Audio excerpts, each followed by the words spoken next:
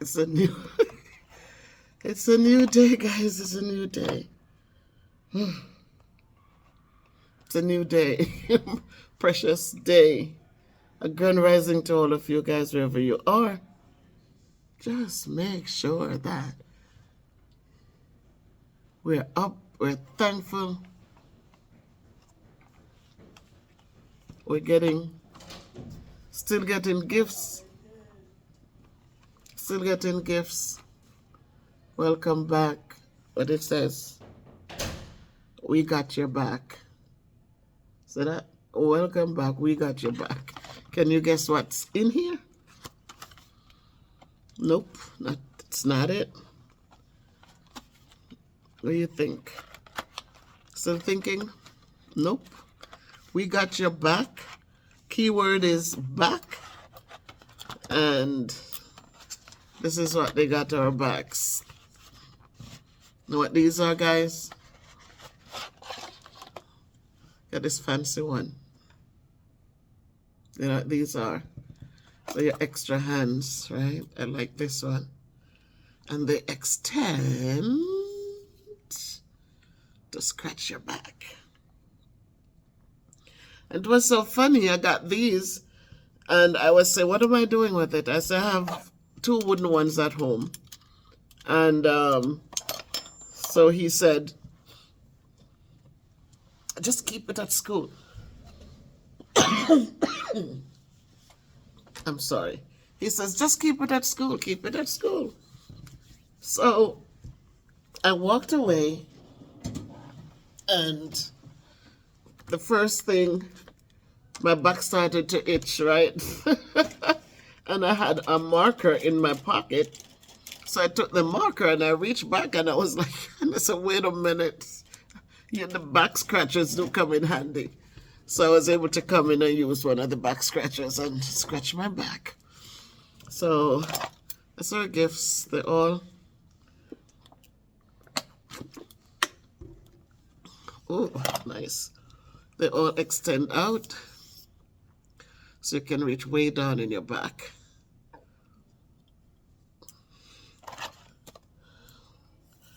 So I said, oops, this one is shorter. The one I like is a little shorter. And then we have this one. Ooh.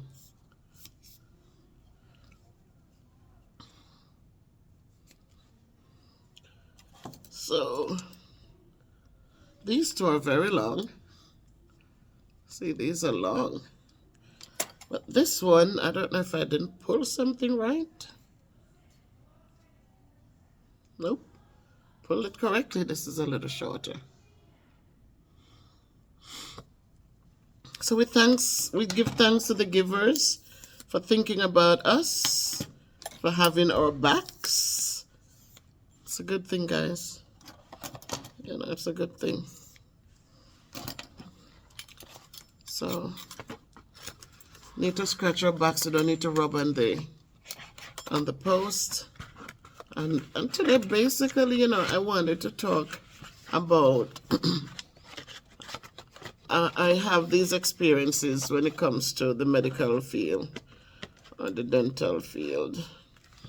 And as we talk about scratching the back, when I was showering this morning, I was amazed.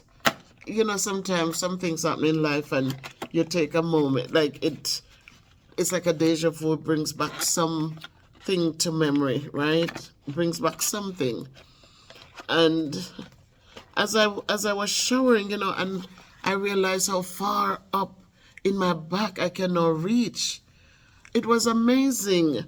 And I took note of it because I remembered when I couldn't do that.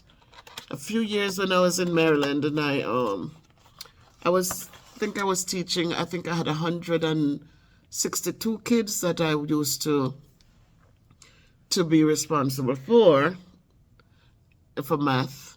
And I remember just lugging home my book bag. I didn't have a pulley bag. I had my book bag. I used to hang it on my shoulder.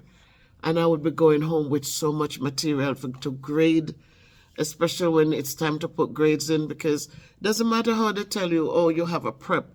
One prep doesn't allow you to grade 172 papers at all.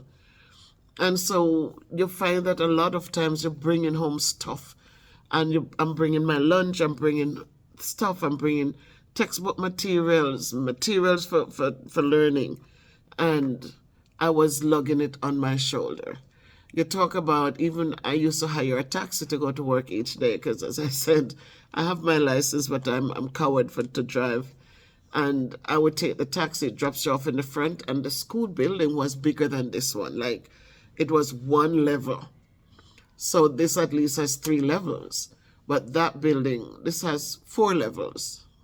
Because we have the ground floor, then first, second, and third floor. But that building it was one huge flat piece of thing. And when you're checking at the office and to walk, you're walking all the way back. And it was similar to this. I was at the last classroom in the back and on the floor. My math class was in that cluster. I think we're yellow. I think we're yellow. So there was a social studies in front of me, and not social studies, but history. Another history teacher, then my class. Then the language arts was in another cluster, and we were all the way around there, man.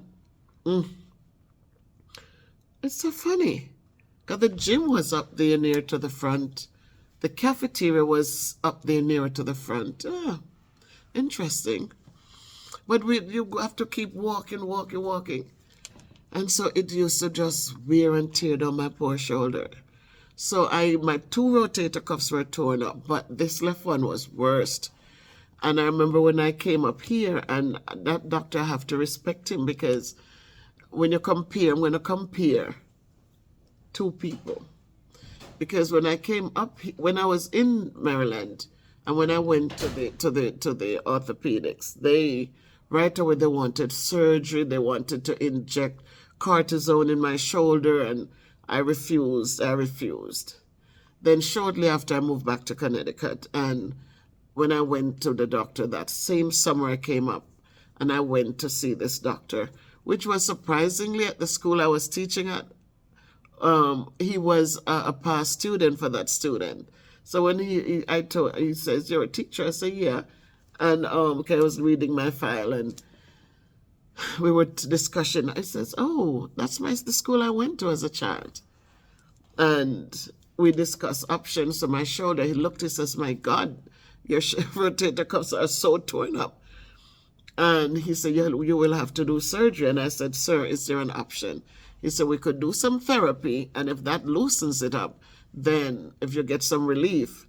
At that time, people, for me, to anything I'm doing on my back, I had to bend into it. It was so painful. I was struggling so much with the pains. I mean, everything, I could hardly put my hand up in my back. I'd have to use the big wash rag, and just throw it over my back, and to get movement, the friction, and to move it. And I had to lean in to get things done. But I did it. I pushed through stuff. I don't give up. I don't give up. I don't give in. I don't look and say, "Oh, I have a husband, he needs to work and mind me." Never. I get up every day, and I'm out here on the grind. And I could never just sit home and expect him alone to do. Never. I don't care. As long as I can move, I'm going to be out there. And when he says therapy, I said, I will opt for that. And we did therapy, and she loosened my arm so nicely. She was able to dig in and find those little areas that were so tight. And boy, man, I'm telling you, when after working with her, then she gave me a pulley, and Danny did a thing on one of the arches at the house, and so I'm able to pull and pull and pull and pull. And the arms are big, but they get some love. And they're not even so big like before. But I was able to do the pulling and stretching them out. And till now, today, it was just funny that I was noticing how far up in my back, all the way up into my back I could reach now. And I just smiled. So now when he gave me, itch in the back, you still have to rub it on something. But I do have back scratchers at home, but I'm just saying. And so I also looked at in Georgia the difference with the three places. In Connecticut, they give you an option. They don't just jump and say, cut this and that. They give you an option and they work with you to get some solutions. It's a few years now since I got my shoulder. It still gets aggravated, but as I said, it probably was a key hanging on my neck day in, day out that had messed up the nerve there. But in Maryland, they were looking quick. They wanted to have to do surgery, da-da-da, da-da-da, da-da-da. They were writing up. And when I refused to take the cortisone shot, they wrote that up too. Oh, she refused to take. So it's like a whole thing, you know. But then in Georgia, it's a whole different hot pile of mess down there. I went down there and I got the job to teach there. They hired me in October. And do you know that I didn't get medical coverage till like near the end of the school year? Because this is how they work. You get paid once a month. Oh my God, in America? Who does that? Once per month you get a check. Then you don't get medical coverage until you have worked a full month of school. Started working in October, people. November, you know, is Thanksgiving, so you know that's not a full month. Then here comes December, another not full month. Then here comes January, another not full month of school. And so it went on. I don't know if it was February that I got compensation, I got any kind of coverage, because the days that we didn't work, I think they were not holidays or so, just that the month was shortened. I think that's what that was. But they're so different down there. And you go in and they have no union, they have no association, you just work, and if they don't want you, they just tell you don't come back. And you're working in the school and it's a minimum support for you get so used to up north where you have so many custodians. You have one custodian per floor. You have a head custodian in the morning. You have a custodian who works right through until school ends, and then a custodian coming in at lunchtime to help with cleaning up, and they would go home before 11, but you do have a custodian for the other floors.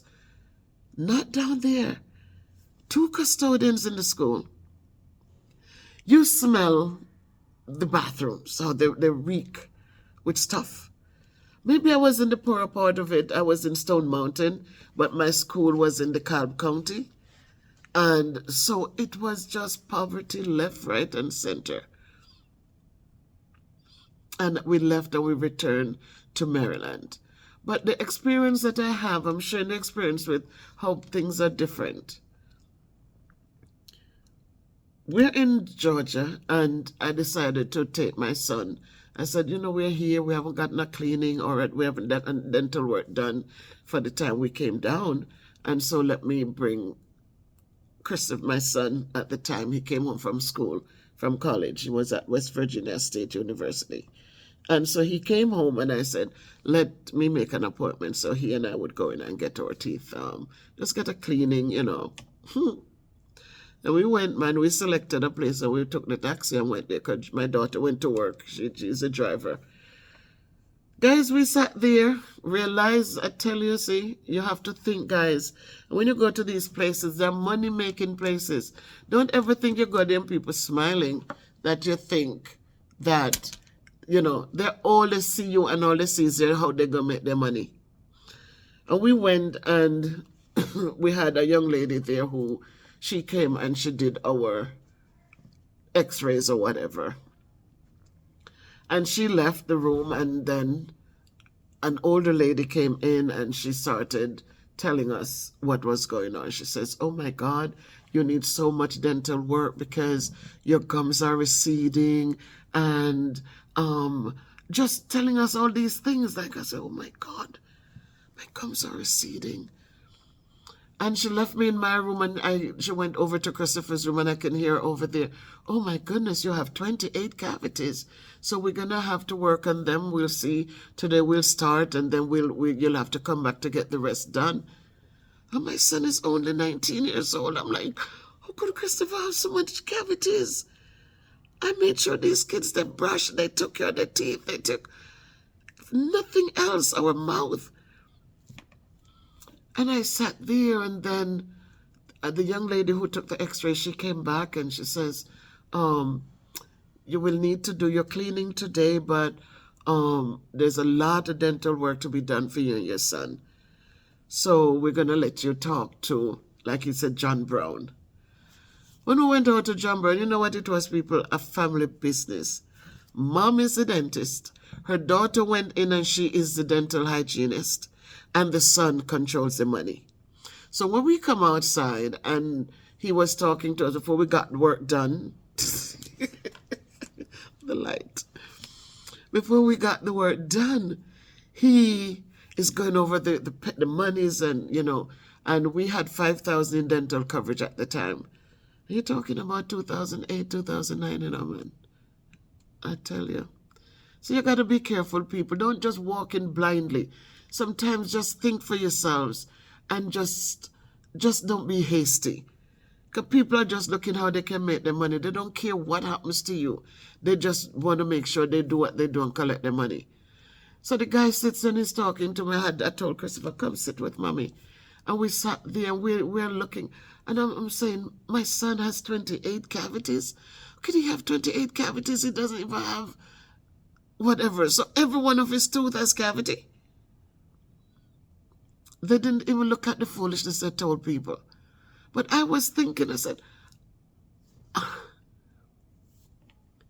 the guy says, well, you know, we see that you have your card, you have 5,000 dental coverage, but everything is going to cost like 20-something thousand, he said. And so they would deduct the 5, and then I would owe them 15 or some 15 and change or 16 and change money. And I'm looking like, how could that be? I couldn't figure it out.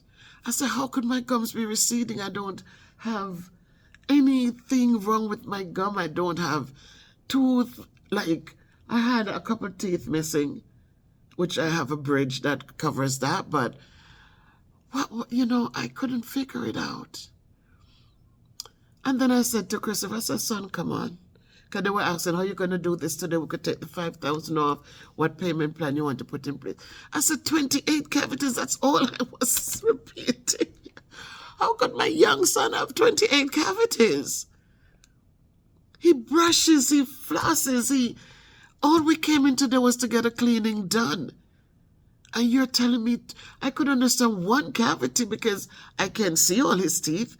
But like, you know, to look at the corners and everything. So the x-ray would have picked up any little black mark in between somewhere. But 28 of his teeth. I never think my son had wisdom teeth yet to make it the 30, whatever, the 32. So every tooth in his head, every teeth in his head had a cavity. They wanted to dig up my son's teeth. So when I sat there listening to the kid, I realized this is a business. It's a family business. And everybody had to make their money. So mom is going to make her money by messing up my gum, talking about I have receding gums. And son is going to make his big percentage because he's making sure we pay more than needed to be paid. I said, I'd never see something like that. And I sat there and I told my son, I said, son, because I just keep asking, 28 cavities, how could that be?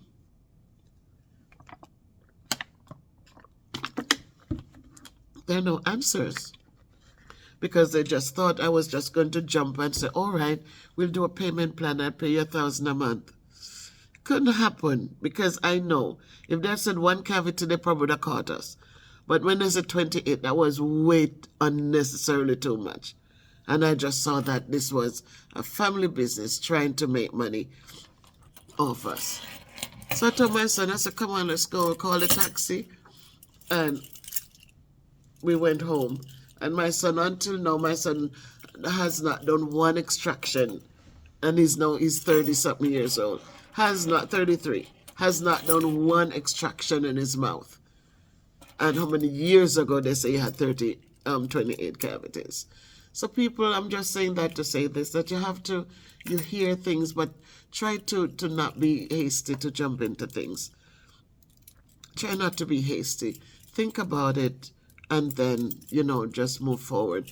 I remember in Maryland, the missing tooth I had, when we were in Maryland, I had to take that tooth out. And the man was so reluctant to take the tooth out. After this woman said my gums were all messed up and were receding, this guy looked in my mouth and he said, "Why are you taking out the tooth? I can just fill the tooth for you." But I had pain and I didn't want to feel it again. So I said, "Take it out." And when you look at he said, "Look at your tooth. Your tooth is good. It has a little thing on the top here, but your tooth is good." He said, "Look at the root. Like my roots are so deep and so big." And he was showing me, he said, "All of that is good. You just don't want to feel the pain." I said, "Yeah, that nerve exposed is not good." And he fought and fought and fought, and he was whistling Bob Marley the whole time. And he fought and he fought and he fought till he got the tooth out. And the man was so mad. He said, "Look at the good tooth you took out." So it was just strange that a few months earlier, somebody in Georgia was telling me how my gums were receding and damaged and all of this stuff. And then right next door, like not even a year later, somebody was telling me, "Save your tooth because you have good roots. Save it." So we have to go by, not find out things, and sometimes follow your heart, and don't be quick to jump in, don't be quick. So I just needed to share, guys, only because everything interconnected as it relates to my torn rotator cuffs and how now I am so able to manage. And then also to see how we went to people we trusted, and they could have messed up my son's nervous system.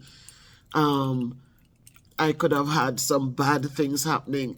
I came here and I went to the ENT, and when the man, I opened my mouth, and when he do, because I have the sinus thing and was the coughing, so I needed to make sure that there was nothing growing down here and all of that. So I went in to the specialist, and when he says to open my mouth, and he saw me with wisdom teeth in my head, and he says, how old are you?" And I told him my age, and said, "You still have wisdom teeth in your head." So that's how, people, my dentist, he looks and he says, "A bridge usually when I put my bridge in, they say it's just going to last for X time." And it's how many years now I have my bridge in. And the man was so proud of me. He says, "You're this old and you still have your teeth in your mouth. You still have your teeth. You have a bridge," and, And so you give thanks to these little things, guys, because people just look at you because you're fat. They think that all other parts of your body doesn't work or it's out of whack. It's not. I walk around this building like they'll ask me, "Miss Sam Black, where's the fire?" Because that's how fast I move. I move quickly. People come, they think I was, "Oh my God, but look, you're so active. I am not dying yet, guys. I'm dying eventually, yes. But I'm up and about. I'm very active. I'm very active. So when you see me talk about weight and things like this, I am not that, every day you would see me dancing. It's only because I'm using people's music for my movement. And so because of that, they don't penalize me for using the music. But because the music is copyrighted, I cannot monetize it. Because people are looking, as soon as you drop the music and they do their thing, they go over your video before you. When you upload the video, they do the checks, just look for restrictions, cuss words, naked, whatever. They look for whatever they're looking for. And so they hear the music, even though it's not your music, and you put the disclaimer in, you're still using people's copyrighted stuff. So they're not clapping you that for penalizing you, said, "Oh, they're penalizing with copyright issues that people don't understand is if I was taking it for my own, is claiming people's work from my work, then it would be a problem. But you upload your video, you can prove it's your video. They upload their videos, they prove it's their videos, and so it has the copyright issues on it. So I don't want to keep doing that. I want to, I'd have to create my own music, probably, or find their music to do this dancing to. But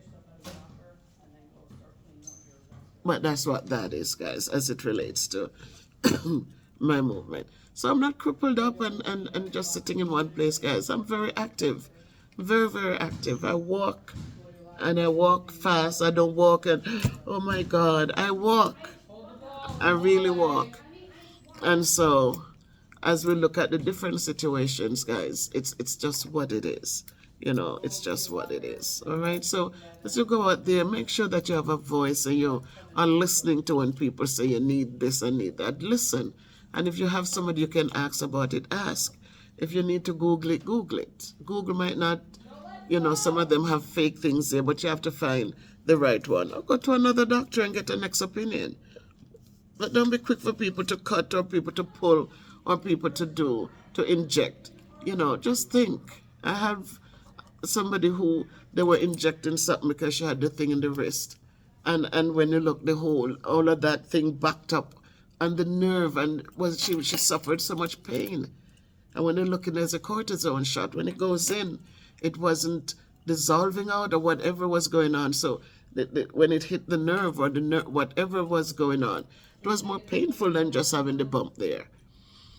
So that's my talk with you for today, guys. Just holding this mess with you, telling you that doctors' opinions should not be the final because they're not always right. All right, so get your second opinions. It's worth it. So make it a great day, guys. Hope my little talk was beneficial for you. And as you go forth, just go forth in peace. That's the main thing. Just make sure your mind is at peace. That you have that balance, and so that you can make the right decisions when you need to make them. Take care. Have a great day by choice.